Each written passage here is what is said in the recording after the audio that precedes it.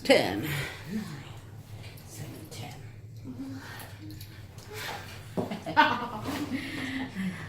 Hello, Denise. Hello. How are you today? I'm doing pretty good. Yeah? Yeah. What's on your mind? Let me see. Well, I'm excited to start teaching yoga. Not here at CSUB, at a gym outside of CSUB. Wow. That's coming up, and I'm hoping that that will help me financially, so relieve some of that stress that I had felt throughout the beginning of the term. Like survival mode was interrupted, so I couldn't really function as well as I had liked to. Like I feel the difference now. Like I can focus on material more. I can I don't have to worry about my family having to pay things and blah. So it's like it's just so good to not have that stress anymore. So a little bit of stress relief. Yeah. I don't know.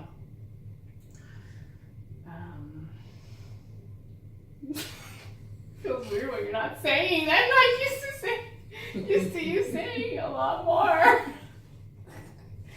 Anyways. So does that make you uncomfortable? Yeah, because it's me talking more. You know how I said it before to you? Like, it makes me so uncomfortable to talk about myself. Because I'm just like I don't know, I don't like the attention to be put on me. I don't know. But I look like I'm this I love attention, but it's like, but I don't like talking about me underneath what people see. Tell me more about that. Why do you not like? I feel, I don't even know. Like, I don't know. Part of me likes the attention. Part of me wants to be the one presenting on things that I like.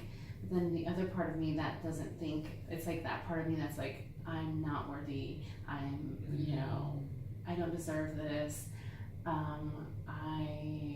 That voice in me is like, don't talk about yourself highly because you're not even worth anything. It's like that voice that I think that's still lingering there. So you have this back and forth dialogue inside. It's like two sides of me. One side that is, I'm slowly building up confidence in myself, like in all ways. But there's that habitual presence of that negative voice in my head that's still lingering around. It's not as prevalent anymore, but it still comes up, and like even right now it came up. Yeah. What would it feel like to not have that negative voice be so strong? It would feel like this pain in my stomach would be gone. It's like here, I feel this pain here. But it physically it's there, but emotional, I don't know, it would be like I've liberated and like I'm not having that message in the back of my head anymore. I guess I would just be free. Free. Whoa. Yeah. That's deep. Tell me more about what free means to you. Like I said, I've been feeling that way lately. Like not caring about what people think and not caring so much about how I look or having to worry about how little things, like how my stomach comes out of my pants, these things, or like how my hair looks, like not caring about those things, but then also like thinking highly of myself and like putting on makeup if I want to. So it's like a weird mesh that I'm trying to, but it would feel like a good balance between not caring about others, but then caring about myself just enough. Balance. Like a balance there. And it's very out of balance. Well, I'm trying to figure out that balance there. But yeah, I'm there.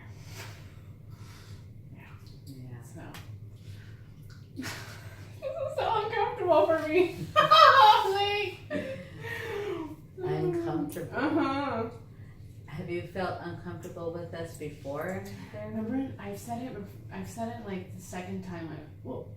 The last time I was at your house, Okay. and you were like saying less, and like I said it to you, and I was like, this makes me feel uncomfortable. Well, now I'm feeling it again.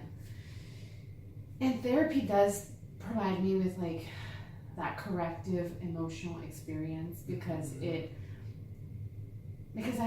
was never like, we don't do this in my family. Like, let me tell you about my life, or let me tell you about what happened at school, or let me tell you about a boyfriend, or let me tell you about what my friend said, a joke. We don't do that, and I've never had this experience, so I think it's really awkward for me, and it's uncomfortable and it's awkward, and I know it's going to be a good thing though, but I think it's just really uncomfortable. So the uncomfortableness comes from the novelty of not having. Not having this, I guess. Yeah. And then I think that voice is like replayed and like, no one's gonna listen. No one cares about you, Denise. Like, no one bothers to hear your opinion, Denise. Like, those messages. So how does it feel to be listened to? It feels fucking amazing. Oh. Yeah, it really does. I'm crying because that's why I know therapy, you know, is it can work because some people are not listened to. Some people can't share these little things with other people in there. So basic skills are so important in the long run. Yeah. Yeah. So that touches you deeply. Yeah. So yeah. That's why I know I need to receive therapy because I'm just listening, right? And that's what I've always done, listen to people. I'm great at listening to people. I'm naturally great at listening because I was never heard. So I just took on this listening spirit and I never was heard myself. So I can't be just giving and listening to people and helping people without me receiving that same help because I know that I do need it. So, yeah. What does it feel like to have that knowledge now? To know that listening is transformative. Yeah. It makes me so. What was a feeling word that I read earlier? It was like entranced. No, it was. I don't know what word. It was like one word that it was expressive on.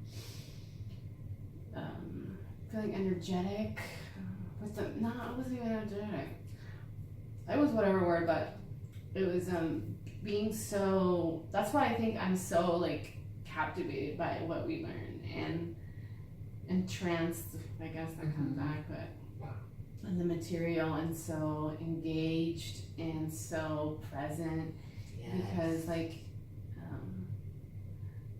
I guess I didn't have that so. When you give someone that changes their lives. And yeah. So you talking a lot was like, I guess that was normal. That was like what typically happens for me. That I'm spoken over. I'm like, not that you did that a lot. You also reflected and summarized and paraphrased. But like I guess that's what it brought up. Like now that I'm thinking about it, like when you know your feedback is to say shorter statements, that makes me way more uncomfortable than when you would elaborate more because that means more time for you to talk, less time. Yeah. And when you talk, do you feel vulnerable? It's not about vulnerability for me. I can tell someone what I've gone through. It's different for me. I don't know. I was reading the feeling words, and one was vulnerability, and I was like, but vulnerability for me is different.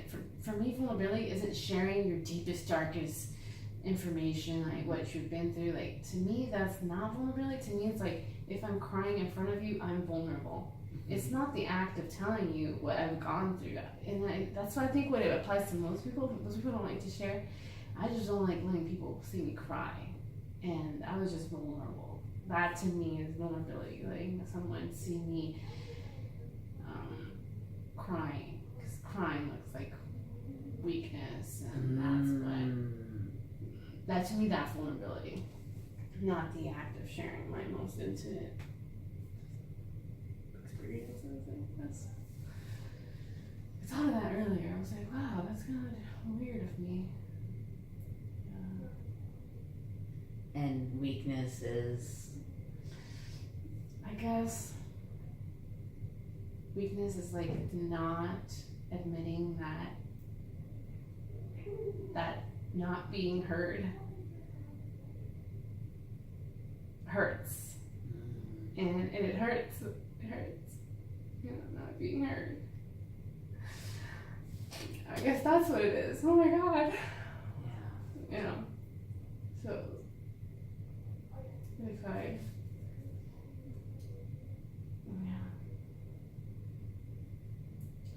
but I've always felt that way, and I don't know why it's become. I feel so heavy on that now. But growing up, I always thought people didn't care about me. People like those same like. I didn't trust adults. It was serious, a lot of trust issues that. So I never like would share anything. I didn't open myself up. I didn't do that kind of thing. And I know that about me.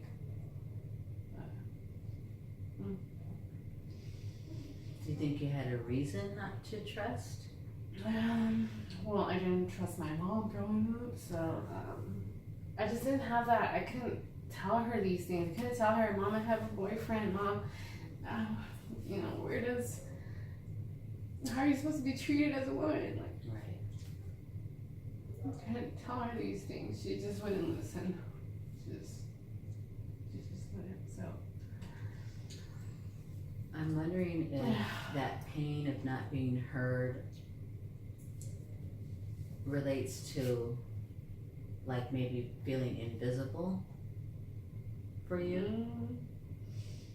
No, not. Yeah, maybe, but I just not being heard is just like, to me it replayed the message of the voice that you don't matter. Your opinions aren't worthy. Your thoughts, shoo. And a lot of that is like, it comes in my life. Like I never now I see it more, but I was never one to raise my hand and explain and share what was on my mind. And like, I was never me. Like I always thought I was stupid, back to those same messages. Like no one's gonna hear you. You don't matter. You don't matter because what you say is not worthy. Well, if what I say is not worthy, then what does that mean about myself? Because I don't know how that spiraled into you're stupid and you're worthless and you're. But I guess I see that there. Well, when you went shoo, to me it sounded like I'm easily dismissed. Yeah, like I'm not feelings aren't, or like people don't reflect, or those skills. Like people just don't listen. And when someone doesn't listen, what does that make you feel? I know it becomes unhealthy when I feel like I'm talking to a person and I'm sharing something, and I notice their eyes just dive off somewhere, and like I just know they're not listening, and you're not even caring about me. You're not even like, what the hell out. Like I know, like it's just too, like it's not like they might just be looking at someone, like But to me, it's like listening is like so pivotal, and when I'm with someone, I just give them every, and I just always expect that in return, and it never happens like that. And I was always just disregarded, and like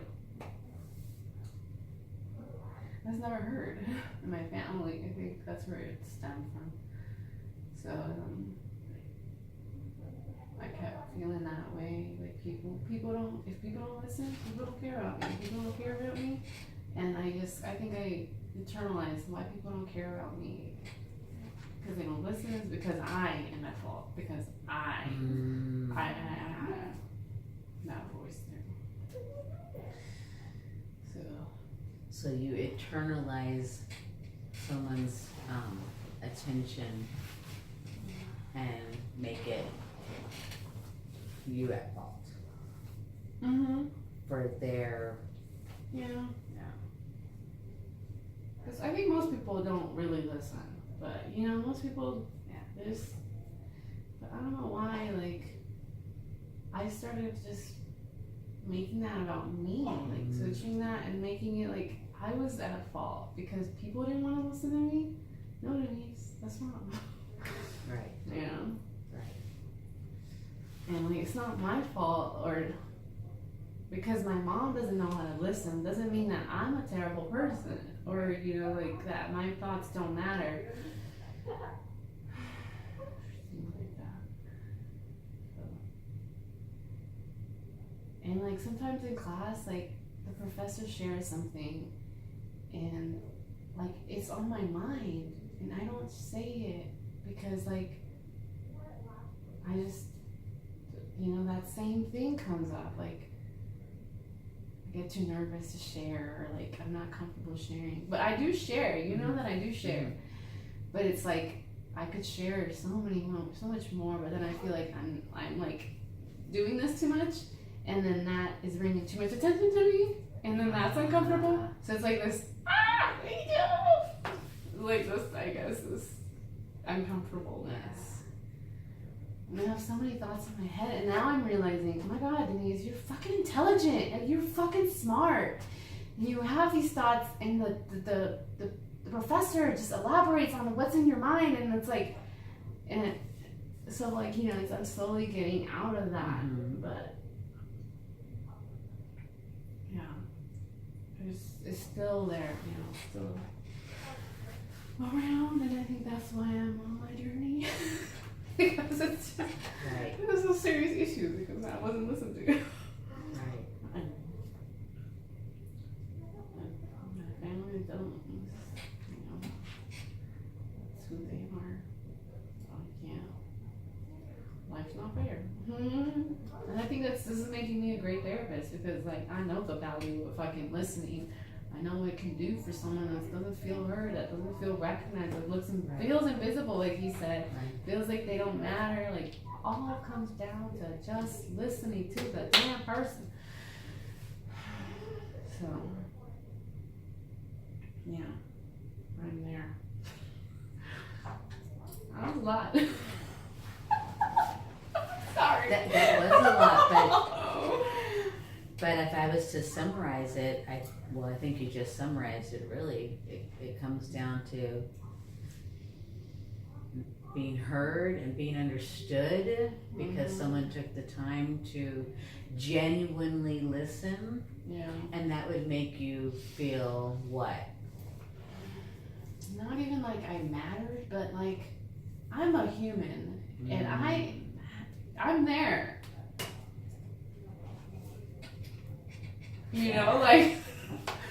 Like Yes. I am a person too. Like I'm not this I'm not this invisible soul. I have a brain, I have a body, I have an opinion, I have these ideas, and I think I've always thought like I don't feel like I've been academically challenged until now, because, and I say like with my family, I don't get to talk to them very much, and like they really can't talk about intellectual things, like. My mom didn't go to school, so I can't be talking. I can't share with them these things that make me so fucking energetic, so like amazed, and yeah. So I can't even share with them now, knowing that. Well, I can, I guess, but I feel like I can't share with them what I am most interested in because they can't understand what I'm talking about. Like, before it was, yeah, we're a dysfunctional family. We don't talk. We don't communicate effectively. Mhm. And now it's like, now I don't know. It feels like if I even try, like, they won't even understand. Because I know that I'm willing now more, to communicate and to, like, try to move past that, those messages of me not being heard and me being invisible, not mattering, that I don't matter. But I don't know. Maybe it's just that same reluctance that's there. Yeah, I was gonna ask, would there be any situation where you would feel comfortable sharing parts of your life with your mom, or? I have actually. I now that I think about it. Last time I was like, Mom, guess what? I'm gonna diagnose my Danny. He's my older brother. He has insane anger issues. But I was like, he probably had conduct disorder when he was younger. And my mom, and I'm like, here, Mom, the criteria. And then she's like, yeah, he needs to go talk to someone. So that was like something, right? Yeah. And I felt nice to say that.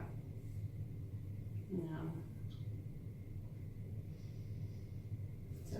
You felt heard. Yeah, it was a jokingly way too. Like, I didn't have to go all technical, I guess, Right. I was just saying how this applies to them. I guess I'm still afraid of being unheard. I'm not being listened to by them. This is not because I'm like too smart for them. No, I'm still scared of like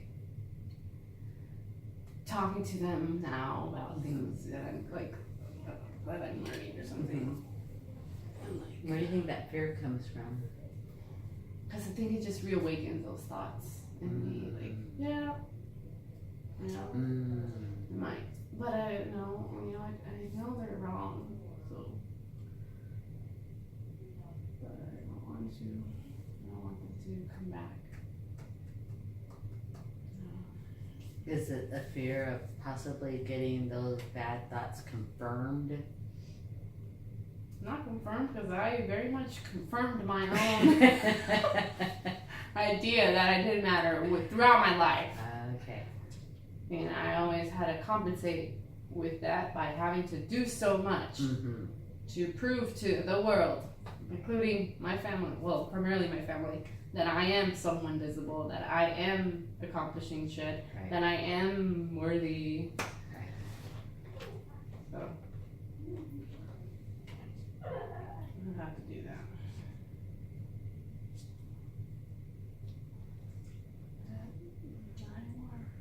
Not anymore. No, I'm at grad school not because of them, not because I want to be a master student, not because for the same way that I did my undergrad, I guess. My undergrad was like more to like prove, I think it was ultimately to like prove my mom like I'm gonna become someone in life, and like almost like putting in her face, ha, I have a fucking degree. But now I'm like doing this because like I learned what therapy was.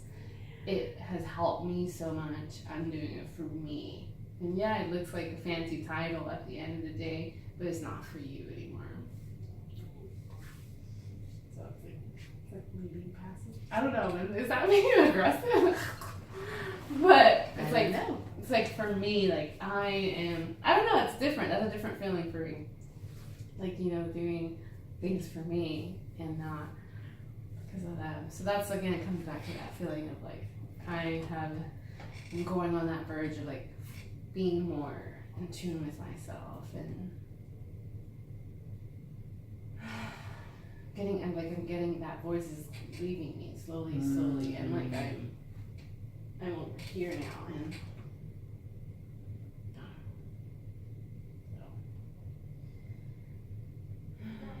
it all relates. And that's a huge part of my journey. But I see you're smiling when you're talking about that negative voice leaving you. It makes me so damn happy that it's dwindling, it's weakening, Yeah. I'm not feeding it anymore. I'm not, it just takes such a huge toll on my life. And I still lingers around, like I still feel the tension, like I still feel it. On days where there's like not like, I tell you, like I feel tension lead, I feel it. And it's cause like that, I think it's just that, like having to set so much pressure on myself to do things, and it's not there, it's not as strong, like I feel less tension, like tension's there, but it's less tension. So, I still feel it there, though. You still feel that in your stomach. I still feel it physically. That part.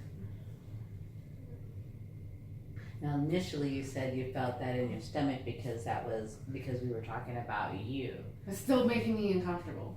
It's just like I'm going through it, but it's still uncomfortable. And I think that's why maybe I like to talk with Janet, because she does a lot of the talking. She does a huge portion of the talking. Maybe that's why I didn't like Eric.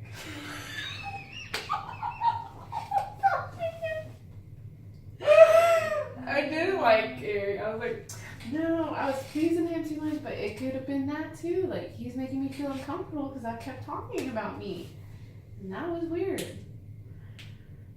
And Janet just talks and talks and talks. And How do you feel about having that knowledge that talking about yourself makes you uncomfortable?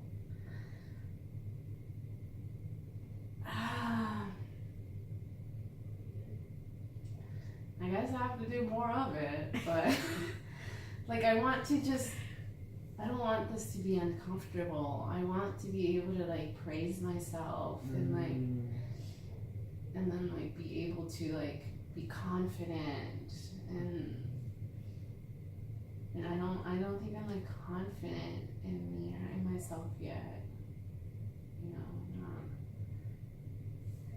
Because I know like it's like I know I'm this amazing woman, and it's just like something's preventing me from like morphing it, like I'm still this invisible soul here, and I just want to get into that, and then just like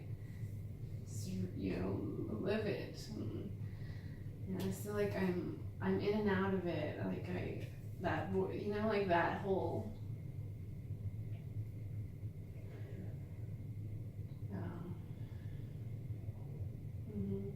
So you're in it just enough to know that that's what you That's what I want to be, yeah. And I think that's what, like, I want to, like, therapy, like, I'm becoming so much closer into that, Like, I'm just learning, like, and I'm learning so much about myself and, like, my family and, like, my thoughts and everything. And it's, like, really helping me more than anything personally. Like, yeah, it's academics, but I'm like, it's for me, and it's to become a therapist too, to help people, but first is me, and I never thought that way. Wow. Never thought that way. I was always giving, listening, and like the invisible person. And how does it feel to put yourself first? I'm still not good at it, but it's different. I don't know, it doesn't, I feel guilty at times when I like don't do something for another person, and like I say no, like because it's like I'm used to saying yes, I'm used to doing things for others, and sometimes I feel really like guilty when I say no, because I am looking at myself, because I have to do things for myself. Like it's hard for me to be selfish, I guess. And so you feel saying no to others and yes to Denise is selfish. Yes, it does not make sense. Like like having taking the time to, I don't even know how to say that. Taking the time to value myself is selfish to me. Right. You know, it's insane. I'm working through that too. But Progress, not perfection. mm-hmm. Okay. Yeah, so it's really uncomfortable still to do things fully for myself, but I think eventually I'll be able to balance both. Mm. But I feel like I'm very out of balance. This is me giving to others, doing everybody else wants, and this is like me doing for myself. You know, that's the tip to like, you know, pause and say, let me see, do I really want to do this, or do I want to help you out of the generosity of my heart, and not because I just dismissing myself. Right. You know, what I have to do and things like that. So, yeah. So this is our last time to meet together, Yeah. and what have you thought so far? Well, I think it was really nice to know. I guess I didn't realize how important it was that I was feeling uncomfortable. Mm-hmm. You know, like I didn't realize why it was until you stopped talking, and that was just so uncomfortable for me. So that's a great awareness that I actually did not have. So, and I always come out of these, like, even with us talking like this, I always come out like feeling like it feels good, like, you know, that feeling of like, I was listened to, yes. So I always like come out of these sessions feeling heard. But it feels different when I go to a therapist, maybe because, of course, but yeah, I don't feel as heard as Janet, I guess, but she talks way more. But anyways, I think you always made me feel heard, despite, you know, that uncomfortableness. Mm-hmm. I came out and I just, you know, I felt heard, and it was a great feeling, and now I see why it's so important to me. Yes.